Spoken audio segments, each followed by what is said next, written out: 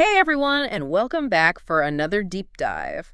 Today we are going to be talking about something that might surprise you. Oh, The hidden biases that can actually lurk in medical devices and diagnostics. oh, wow. We're talking about tools that are literally designed to be objective, Right. yet they can be influenced by historical prejudices. And we've got a stack of research articles and case studies that we're going to be digging into today. And honestly, Yeah. some of the findings are pretty shocking. I believe it. So to start us off, why don't we start with something seemingly pretty straightforward, like kidney function tests? Okay. You wouldn't think that bias could creep into something like that, right? Well, you'd be surprised. For years, the standard algorithm that was used to estimate kidney function actually included a race-based adjustment for Black patients. That already raises some eyebrows. Yeah, and this adjustment was rooted in the assumption that Black individuals just naturally have higher muscle mass, which leads to higher creatinine levels. Okay, so where does it get troubling? So get this, the initial study that led to this adjustment factor Okay. only included a tiny percentage of Black participants, Oh, wow. just 12%. Wow. So from the get-go, the potential for skewed results was huge. Huge, yeah. So because of this skewed data, Black patients' estimated glomerular filtration rate, or eGFR scores, were artificially inflated, Right. making their kidney function appear better than it actually was. Exactly. And this score is a big deal. Right? Absolutely. The eGFR is used to determine eligibility for life-saving treatments, like kidney transplants. Wow. So imagine being stuck in a traffic jam when you desperately need to get to the hospital. Right. That's what it was like for Black patients waiting for transplants, because their eGFR scores were giving a misleading picture of their kidney function. That's heartbreaking, but thankfully someone noticed this problem, right? Yes. Thankfully, a medical student Oh, wow. was the first one to question the racial adjustment in the algorithm. Interesting. They were learning about kidney function, and they thought, wait a minute, this doesn't add up. And that simple act of questioning sparked a movement. That's amazing how one person's observation can make such a huge difference. Absolutely. So what happened next? With doctors and researchers and medical organizations, they started pushing for a change. And finally, in 2020, the National Kidney Foundation and the American Society of Nephrology recommended a race-neutral equation for estimating kidney function. That's a major victory. It is. But what about the patients who had already been impacted by the biased algorithm? Well, in another big step forward, the Organ Procurement and Transplantation Network decided in January 2023 to recalculate eGFR scores for Black patients on the transplant list using the new race-neutral equation. Wow. So think about the impact. People who were once denied a transplant might now have a second chance. Yeah. Dr. Martha Pavlakis, a nephrologist involved in this work, said that half the Black patients on the transplant list got extra priority added to their standing because of this project. Wow, that really underscores the power of identifying and correcting these hidden biases. Mm-hmm. But it's also a stark reminder that these biases can have real life-altering consequences for people. Absolutely. And this issue isn't limited to kidney function. Right. We see similar problems in other areas of medicine, like assessing lung function. Oh, right. I remember reading about that. Yeah. There was this historical belief that different races had different lung capacities, which seems so outdated now. This belief is rooted in the late 1800s and early 1900s. Yeah. And it persisted despite evidence that socioeconomic and environmental factors like pollution exposure or access to health care Right. are far more likely to explain variations in lung function. That makes a lot of sense. But despite this, when the European Respiratory Society's Global Lung Function Initiative developed reference values for spirometry in 2012, Okay. they created separate values for different racial groups. So even though science was pointing in one direction, these outdated beliefs about race continued to influence medical practice. Yeah. It makes you wonder how many other medical assessments are still influenced by these kinds of biases. It's a sobering thought. It is. And it really highlights the need for critical thinking and a willingness to challenge long-held assumptions. I agree. So let's talk about spirometry for a second. Okay. For those who don't know, a spirometer is a device that measures how much air you can breathe in and out and how quickly. Right. It's pretty standard in pulmonary medicine. It is, and using race as a proxy for other factors without considering those factors' influence Right. creates inaccurate assessments. It can lead to misdiagnosis, inadequate treatment, and all sorts of problems for patients. Wow. Dr. Alexander Niven, a pulmonologist at the Mayo Clinic, said, "The division of reference values by race is problematic for many reasons. Okay. We're a big melting pot. Oh, So wow. even if there were a specific cluster of genes that predispose people to greater or less lung function, that's highly unlikely to remain a pure cluster in this global world. He makes such a good point. He does. It's like trying to categorize people's health based on their hair color. It Right. just doesn't make sense. It doesn't. Thankfully, there's been some progress in this area as well. Okay, good. In 2023, the Global Lung Function Initiative finally replaced those race-based equations with race-neutral ones. Wow. Both the American Thoracic Society and the European Respiratory Society recommended that all healthcare providers switch to the new formula. That's a huge win for patients. It is a huge win. But you mentioned earlier that these changes, while positive, aren't perfect solutions. What do you mean by that? Well, the new equation is still based on the same 2012 data as the original formula. Okay. So while removing the race-specific adjustments is a crucial step, Right. it doesn't completely erase the potential for bias that might be baked into that original data set. That makes sense. So it's a step in the right direction, but there's still work to be done, and it makes you wonder about the role of artificial intelligence in all of this. Yeah, We hear so much about AI in healthcare, we do. but could AI actually be part of the solution to this problem of bias? That's the million-dollar question. Is. AI has the potential to both perpetuate and mitigate bias, Interesting. depending on how it's developed and deployed. Okay, so let's unpack that. How could AI make this problem of bias worse? Well, traditional algorithms, like the ones we've been discussing for kidney and lung function, are often based on historical data. Right. If that data contains biases, the algorithm will learn and perpetuate those biases. Okay. It's like teaching a child to speak using a book filled with grammatical errors. Oh. They're going to learn those errors. That makes sense. So it's a case of garbage in, garbage out when it comes to AI. Right. But you also mentioned that AI could be used to mitigate bias. Yeah. How so? Well, imagine using AI not to reinforce old biases, but to uncover hidden ones and even correct for them. Okay. For instance, there's some fascinating research being done on knee pain disparities between Black and white patients. Interesting. Researchers are using AI to analyze X-rays and pain scores, and what they're finding is pretty remarkable. Okay, I'm intrigued. Tell me more. So the AI models they're developing are actually able to predict pain levels more accurately by identifying specific factors that disproportionately affect Black patients. Hmm. And here's the kicker. These factors aren't even visible in the X-rays. Wait, so the AI is picking up on something that human doctors are missing? They are. That's incredible. What does that tell us? It suggests that there are hidden factors contributing to these pain disparities, perhaps related to social determinants of health or even implicit bias in clinical interactions. Okay. And AI might be able to help us uncover and address those factors. That's really exciting, but it also makes you wonder if AI can uncover these hidden biases in knee pain. What other biases might be lurking in medical algorithms and diagnostic tools that we're not even aware of? That is a question we need to be asking constantly, and it's not just about algorithms. Right. Bias can also be introduced through design of the diagnostic instruments themselves. Take pulse oximeters, for example. Okay. They're used everywhere to measure blood oxygen levels. Especially during the COVID-19 pandemic, right? Everyone was suddenly hyper aware of their oxygen saturation levels. Exactly, but here's the thing. Research has found that pulse oximeters tend to overestimate blood oxygen saturation in people with darker skin tones. Wait, seriously, that's terrifying. I had no idea. This is why we need to be having these conversations. I completely agree, and it's not just a theoretical concern. Right.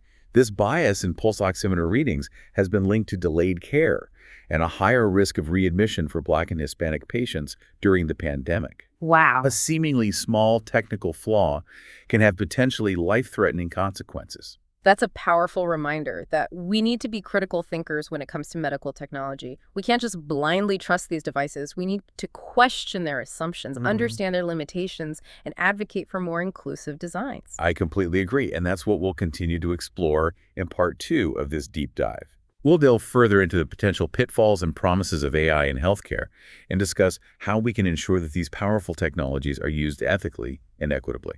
I can't wait to learn more. So for everyone listening, make sure to tune in for part 2, where we'll continue to uncover the hidden world of bias in medical devices and diagnostics. It's a conversation we all need to be a part of. Welcome back, everyone. So before the break, we were talking about how even seemingly simple devices like pulse oximeters can have hidden biases Right. and how those biases can lead to real harm, especially for people with darker skin tones. It's a bit mind-blowing when you think about it. Something as essential as measuring blood oxygen levels can be skewed by factors we might not even be aware of. Yeah, it's a great example of how bias can be embedded in technology, Right. even when it's not intentional, and it highlights the need to look beyond the surface and really scrutinize the tools we use in healthcare. Yeah. We need to ask, who is this technology designed for? Mm. Who was it tested on? Are there any groups of people who might be disadvantaged by its use? Those are really important questions, and it makes me wonder if this issue of bias is limited to specific devices or if it's a more systemic problem in healthcare. It's definitely a broader issue. Okay. We need to think about the entire ecosystem in which these technologies are used. So even if we have perfectly unbiased diagnostic tools, Right. if certain populations have limited access to healthcare insurance coverage, Yeah. or even transportation to get to appointments, Mm-hmm. those tools aren't going to do much good. Right. It's like having a state-of-the-art car but no roads to drive it on. Exactly. So even with the best intentions, these technologies can't solve the problem of health disparities if there are systemic barriers preventing people from accessing them in the first place. Exactly. And that's why addressing bias in medical technology requires a holistic approach. It's not just about tweaking algorithms or designing better devices. Right. It's about addressing the social determinants of health. Okay. Things like poverty, education, housing, and neighborhood safety, all of which can have a profound impact on health outcomes. Yeah. We can't separate the technology from the social context in which it's used. So it sounds like we need a multi-pronged approach to tackle this problem. Where do we even begin? I think a crucial first step is raising awareness. Okay. We need more people both within and outside the medical community to understand that bias in medical technology is a real and pervasive issue. If you don't even realize a problem exists, Right. you're certainly not going to try to fix it. That's so true. Sometimes it takes a wake-up call like this to make people realize there's a problem. But awareness alone isn't enough, is it? No, it's not. What are some concrete steps we can take to address the biases that have been identified? Well, one important step is involving a diversity of voices in the design, development, and testing of medical technologies. Okay. We need engineers, scientists, and clinicians from all backgrounds working together to ensure that these technologies are sensitive to the needs of diverse populations. It's about making sure the teams creating these tools reflect the diversity of the patients they're intended to serve, right? Absolutely. And it's not just about having people from different backgrounds in the room. Yeah. It's about actively seeking out their perspectives Yeah. and ensuring that those perspectives are incorporated into the design process. And I imagine involving patients themselves in this process is crucial too. Absolutely. We need to hear directly from patients about their experiences, Yeah. their concerns, and their ideas for how these technologies can be improved. Patients are the ultimate end users of these technologies, Right. so their feedback is invaluable. It's about moving away from a one-size-fits-all approach to healthcare and embracing the unique needs of individuals. Precisely. And it's about recognizing that what works for one group of people may not work for another. Yeah. We need to move away from the idea of a default patient and design technologies that are adaptable and inclusive. So it's about personalization, but also about equity, making sure everyone has access to the care that's best for them, regardless of their background. Exactly. And this is where the potential of artificial intelligence and machine learning gets really interesting. Earlier, we talked about how AI can both perpetuate and mitigate bias. So the big question is, how do we ensure that AI is used for good in this context? Okay, let's dive into that. I'm really curious to hear more about how AI can be part of the solution. Okay. Well, one of the biggest factors is the data we use to train these AI systems. Okay. If we train AI models on biased data sets, they're going to learn and reproduce those biases. It's like teaching a child to speak using a book filled with grammatical errors. Uh-huh. They're going to learn those errors.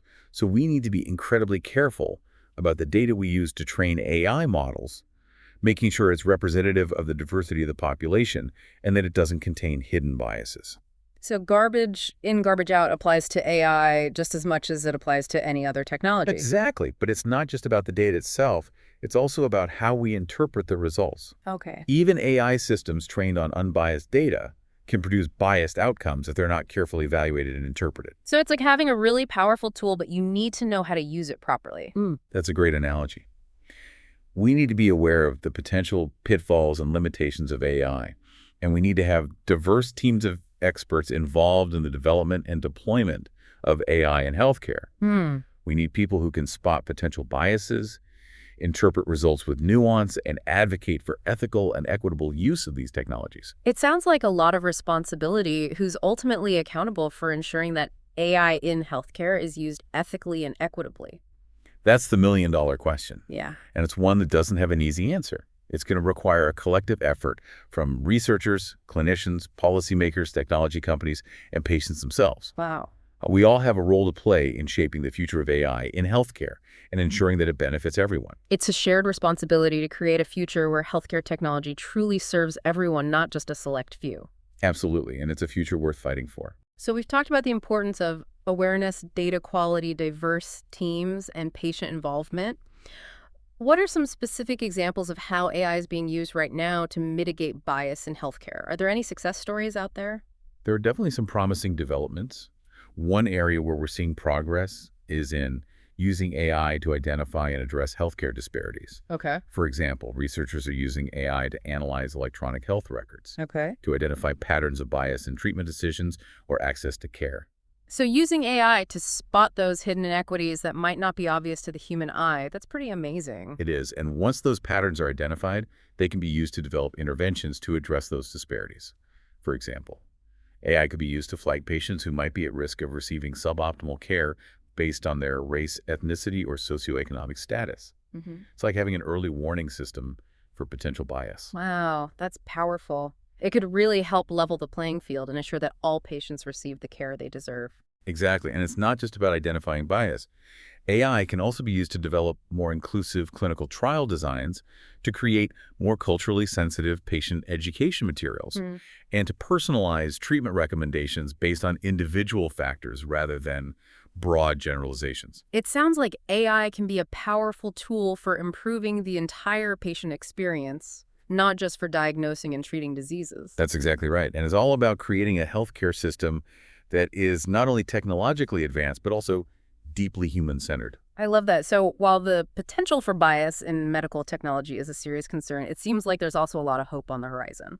Absolutely. We have the tools, the knowledge, and the will to create a more just and equitable healthcare system. It's just a matter of using those tools wisely and working together to achieve that goal. That's inspiring, but before we get too carried away with optimism, I think it's important to acknowledge that there are also potential pitfalls and ethical considerations we need to be mindful of when it comes to AI in healthcare. You're absolutely right. We need to be cautious about over-reliance on AI and ensure that human clinicians remain at the center of patient care.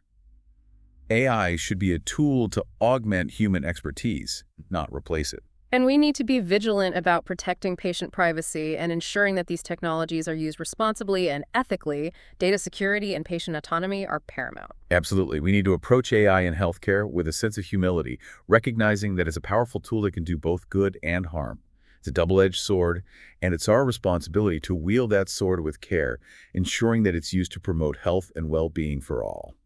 Well said. I think that's a great place to pause. For now, we've covered a lot of ground in this part of our deep dive, exploring the systemic nature of bias in healthcare, the potential of AI to both perpetuate and mitigate bias, and the importance of a multi-pronged approach to creating a more equitable healthcare system. It's been a fascinating conversation, and I hope our listeners are as engaged as we are. Me too. Stay tuned for the final part of this episode, where we'll delve into even more specific examples of bias in medical technology and discuss strategies for creating a more equitable future for healthcare. Welcome back to our deep dive into the often overlooked world of bias in medical technology. It's a big one. We've uncovered so much, from bias algorithms to the impact of social determinants of health. Right. It's been a real eye-opener, to say the least. It is amazing how much we take for granted when it comes to medical technology. Yeah. We assume these tools are objective and impartial, but as we've seen, that's not always the case. Exactly. And before the break, we were talking about the importance of being critical thinkers when it comes to medical devices and diagnostics. Right. We can't just blindly trust these tools. We need to question their assumptions, understand their limitations, and advocate for more inclusive designs. I couldn't agree more. And there are so many fascinating examples of how bias can creep into even the most seemingly straightforward medical devices. Yeah. Take, for instance, the fingertip pulse oximeter. You know those little devices they clip on your finger to measure your blood oxygen levels? Oh, sure. I remember those being everywhere during the COVID-19 pandemic. Exactly. They seem simple enough. Oh, But even these ubiquitous devices can harbor hidden biases. really? I had no idea. What kind of bias are we talking about here? Well, research has shown that pulse oximeters tend to be less accurate for people with darker skin tones. Mhm. They often overestimate blood oxygen saturation in these individuals, which can lead to dangerous delays in treatment. Wow, that's scary. So someone could be experiencing low oxygen levels, but the pulse oximeter might not pick it up accurately because of their skin tone. That's the concern, and it's not just a theoretical problem. This bias in pulse oximeter readings has been linked to delayed care and higher risk of readmission for Black and Hispanic patients, especially during the COVID-19 pandemic, when accurate oxygen readings were absolutely critical. It's a stark reminder that these biases can have real life or death consequences. Absolutely. And it underscores the importance of rigorous testing and validation of these technologies across diverse populations. Yeah. We can't assume that a tool that works well for one group will work equally well for everyone. That makes sense. So it's not just about designing new technologies, but also about carefully evaluating existing ones to make sure they're accurate and equitable for all patients. Precisely. Yeah. And this issue of accuracy isn't limited to pulse oximeters. There are concerns about other diagnostic instruments as well. For instance, in dermatology, AI algorithms are increasingly being used to analyze images of skin lesions to help diagnose skin cancer. That sounds like a great application of AI. What's the potential problem there? Well, the problem is that many of the data sets used to train these AI models are heavily skewed toward lighter skin tones. Hmm. As a result, these algorithms may be less accurate at identifying skin cancers in people with darker skin, potentially leading to misdiagnoses and delayed treatment. So a dermatologist might be more likely to miss a melanoma on a patient with darker skin because the AI hasn't been adequately trained to recognize it in different skin tones. That's the concern. And it highlights the importance of creating more diverse data sets that reflect the full spectrum of human variation. We need to make sure these technologies are trained on images of skin lesions across a range of skin tones so they can be equally effective for everyone. It's another example of how seemingly neutral technology can inadvertently perpetuate existing health disparities if we're not careful. Exactly, and it's why we need to be so vigilant about interrogating these systems and advocating for equitable access to care for all patients, regardless of their skin tone or background. So given all these challenges, what can be done to address these biases and make medical technology more equitable? Where do we go from here? Well, I think one of the most important things is to invest in more research. Oh, We need studies that specifically examine the accuracy and effectiveness of medical devices and diagnostics across diverse populations. The more data we have, the better equipped we'll be to identify and address these biases. that makes sense. More data, better data. But it's not just about collecting data, right? We also need to make sure that the people developing these technologies are representative of the diverse patients they're intended to serve. Absolutely. We need diverse teams of engineers, scientists, and clinicians working together to bring a wider range of perspectives to the design process. And we need to make sure that patients themselves are involved in this process. Their lived experiences and insights are invaluable. I couldn't agree more. Patient involvement is crucial. It's about moving away from a top-down approach to healthcare innovation and embracing a more collaborative, patient-centered model. It's about recognizing that expertise doesn't just reside in academic institutions or tech companies. Patients themselves are experts in their own bodies and their own healthcare journeys. Exactly. And their insights can help us create technologies that are truly responsive to their needs and concerns. So research diversity, patient involvement. Is there anything else we can do to promote more equitable medical technology? Education is key. We need to educate healthcare providers about the potential for bias in the tools they use every day. They need to understand the limitations of these technologies and how to interpret results with nuance and critical thinking. It's not just about having the right tools, but knowing how to use them responsibly and ethically. It sounds like we need a fundamental shift in how we think about and approach medical technology. We need to move beyond the assumption of objectivity and neutrality and recognize that these tools are products of human design and therefore subject to human biases. That's a great way to put it. We need to be more critical, more questioning, and more intentional in how we develop, deploy, and use these technologies. It's a call to action for all of us researchers, clinicians, policymakers, technology companies, and patients alike. We all have a role to play in creating a more just and equitable healthcare system where everyone has access to the best possible care regardless of their background. It's a challenging but essential task, and I believe we have the ingenuity, the compassion, and the collective will to make it happen. Well, I think that's a great place to wrap up our deep dive into the hidden world of bias in medical devices and diagnostics. I agree. It's been a fascinating and thought-provoking exploration of a topic that often gets overlooked. We've uncovered hidden biases in everything from kidney function algorithms to pulse oximeters and dermatology AI, and we've discussed the importance of research, diversity, patient involvement, and education in creating more equitable medical technology. It's been a real pleasure exploring these complex issues with you. Likewise, and to everyone listening, thank you for joining us on this journey. We hope you've come away with a newfound awareness of the hidden biases in medical technology and a sense of empowerment to advocate for change. Remember, we all have a role to play in ensuring that the tools we create serve humanity, not the other way around. And on that note, we'll sign off. Nice. Stay curious, stay informed, and stay engaged. The conversation doesn't end here.